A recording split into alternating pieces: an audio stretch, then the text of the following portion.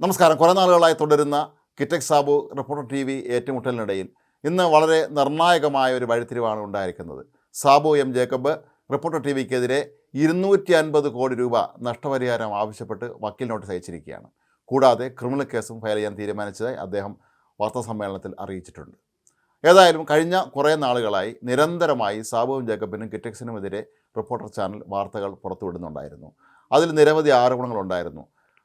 കിറ്റക്സ് സാബു നേതൃത്വം നൽകുന്ന 2020 എന്ന രാഷ്ട്രീയ പ്രസ്ഥാനം NDAയുടെ ഭാഗമായത് ED റെയ്ഡിനെ പേടിച്ചാണെന്നും ED അറസ്റ്റ് ചെയ്യുമെന്ന് ഭയന്നാണ് കിറ്റക്സ് സാബു തൻ്റെ പ്രസ്ഥാനത്തെ NDA മുന്നിൽ ചേർത്തത് എന്നുമൊക്കെ ആദ്യഘട്ടങ്ങളിൽ വാർത്ത വന്നിരുന്നു. പിന്നീട് അങ്ങോട്ട് നിരന്തരമായി കിറ്റക്സ് എന്ന സ്ഥാപനത്തെ പൊളിക്കുന്ന രീതിയിൽ ഒരുപാട് വാർത്തകൾ അവർ ചെയ്തിരുന്നു.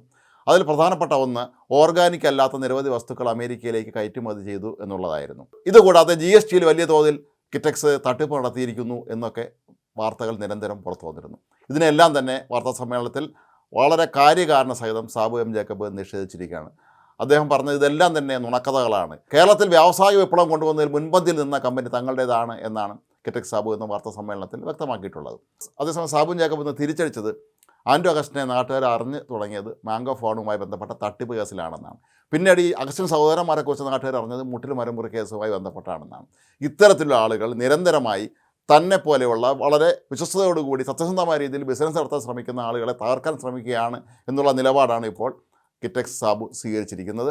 ഏതായാലും തനിക്കെതിരെ റിപ്പോർട്ടർ ടി വിയും അഗസ്റ്റിൻ സഹോദരന്മാരും നടത്തുന്ന ആക്രമണത്തെ അത് ശക്തമായ തോതിൽ പ്രതിരോധിക്കാനും തിരിച്ചടിക്കാനും തന്നെയാണ് സാബു ജേക്കബ് ഇപ്പോൾ തീരുമാനിച്ചിട്ടുള്ളത് എന്നാണ് നമുക്ക് മനസ്സിലാക്കാൻ കഴിയുന്നത്.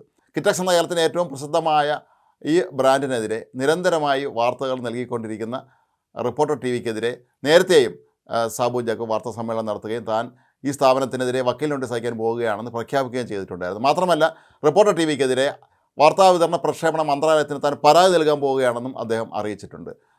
ഈ ചാനലിൻ്റെ ലൈസൻസുമായി ബന്ധപ്പെട്ടുള്ള കാര്യങ്ങളിലൊക്കെ തന്നെ ഒരുപാട് ദുരൂഹതകളുണ്ട് എന്ന് സാബു ജേക്കബ് ആരോപിക്കുകയും ചെയ്തിട്ടുണ്ട്.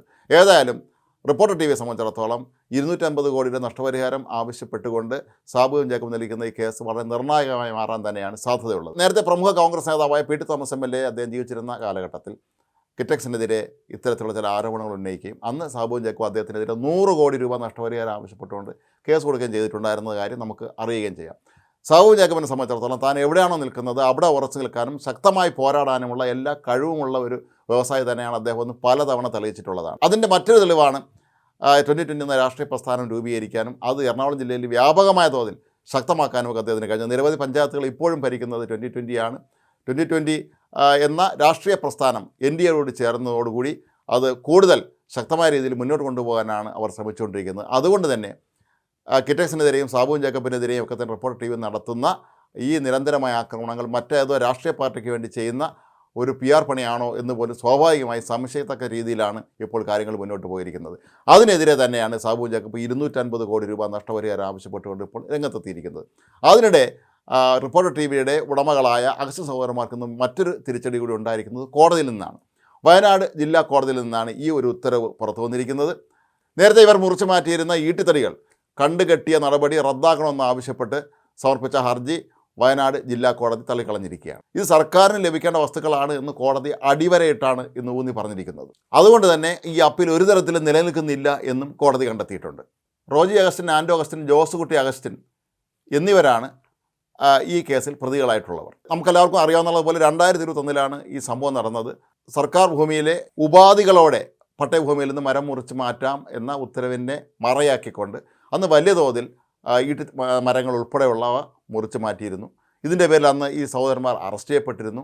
പിന്നീട് നടത്തിയ DNA പരിശോധനയിൽ ഈ മരങ്ങൾ പലതും 500 വർഷത്തിലധികം പഴക്കമുള്ളതാണെന്ന് അന്ന് കണ്ടെത്തുകയും ചെയ്തിട്ടുണ്ടായിരുന്നു. ഈ ഒരു സാഹചര്യത്തിൽ ഈ മരങ്ങൾ, അതായത് കോടികൾ വില വരുന്ന, വിലമതിക്കാനാവാത്ത രീതിയിൽ അത്രയും പഴക്കമുള്ള ഈ തടി തങ്ങൾക്ക് വിട്ടു നൽകണം എന്നാവശ്യപ്പെട്ടുകൊണ്ട്, അല്ലെങ്കിൽ കണ്ടുകെട്ടിയ നടപടി റദ്ദാക്കണമെന്ന് ആവശ്യപ്പെട്ടുകൊണ്ട് അഗസ്റ്റിൻ സഹോദരന്മാർ ജില്ലാ കോടതിയെ സമീപിച്ചിരുന്നത്. ഈ കേസിൽ അഗസ്റ്റിൻ സഹോദരന്മാർ ഉൾപ്പെടെ 12 പ്രതികളാണ് ഉള്ളത്. 1964 ശേഷം കിളിർത്ത് വന്നതോ അതല്ലെങ്കിൽ കർഷകർ നട്ടതോ ആയ എല്ലാ മരങ്ങളും മുറിച്ചു മാറ്റാമെന്ന് 2020 ഇറങ്ങിയ ഇടതുപക്ഷ സർക്കാരിൻ്റെ ഉത്തരവിനെ മറയാക്കിയാണ് ഇവർ അന്ന് തടികൾ മുറിച്ചു മാറ്റിയിരുന്നത്. ഈ കേസിൽ തന്നെ അഗസ്റ്റിൻ സഹോദരന്മാർ ഇപ്പോൾ നിലവിൽ ജാമ്യത്തിൽ നിൽക്കുകയാണ്. ഏതായാലും കൂനിന്മേൽ കുരു പോലെ കിറ്റക്സ് സാബുവിനോട് ഏറ്റുമുട്ടാൻ പോയി ഇനി 250 കോടിയുടെ നഷ്ടപരിഹാര കേസ് നടത്തണം എന്നുള്ളതുപോലെ തന്നെ തങ്ങൾക്ക് ഈ അന്ന് മുറിച്ചു മാറ്റിയ തടികൾ വിട്ടു നൽകണം എന്നുള്ള ആവശ്യവും കൂടി തള്ളിയതോടെ ഇരട്ടടിയായി മാറുകയാണ് ഈ കോടതി ഉത്തരവും ഇപ്പോൾ റിപ്പോർട്ടർ TV ഉടമകൾക്ക്.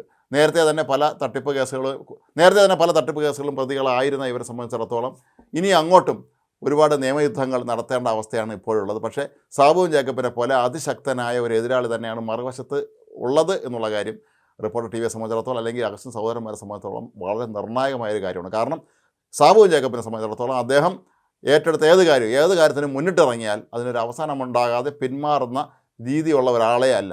മാത്രമല്ല, ഇപ്പോൾ കേന്ദ്ര സർക്കാർ പങ്കാളിത്തമുള്ള NDAയിലെ ദേശീയ ജനാധിപത്യ സഖ്യത്തിലെ ഒരു അംഗം കൂടിയാണ് അദ്ദേഹത്തിൻ്റെ രാഷ്ട്രീയ പാർട്ടി എന്നുള്ളത് കൊണ്ട് തന്നെ കൂടുതൽ നടപടികൾ ഒരുപക്ഷെ ഇതിനെ തുടർന്ന് ഇനിയും ഉണ്ടാകാനുള്ള സാധ്യതയുണ്ട്. ഏതായാലും റിപ്പോർട്ടർ TV ഉടമകളെ സംബന്ധിച്ചിടത്തോളം അവർ സാബു ജേക്കബിനോട് ഏറ്റുമുട്ടാൻ ഇറങ്ങിയത് അത്ര നല്ലൊരു സമയത്തല്ല എന്ന് തന്നെയാണ് ചുരുക്കത്തിൽ നമുക്ക് മനസ്സിലാക്കാൻ കഴിയുന്നത്.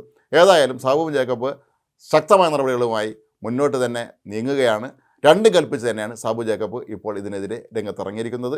റിപ്പോർട്ടർ TVയുടെ ലൈസൻസ് സംബന്ധമായ കാര്യങ്ങളിലൊക്കെ തന്നെ അന്വേഷണം ആവശ്യപ്പെട്ടുകൊണ്ട് കേന്ദ്ര വാർത്താ വിതരണ പ്രക്ഷേപണ മന്ത്രാലയത്തെ സമീപിക്കാനുള്ള സാബു ജേക്കബിൻ്റെ നീക്കവും ഒരുപക്ഷെ റിപ്പോർട്ടർ TVക്ക് നാളെ ഗുരുതരമായ പ്രശ്നങ്ങൾ ഉണ്ടാക്കാനുള്ള സാധ്യതയും തള്ളിക്കളയാൻ കഴിയുകയില്ല.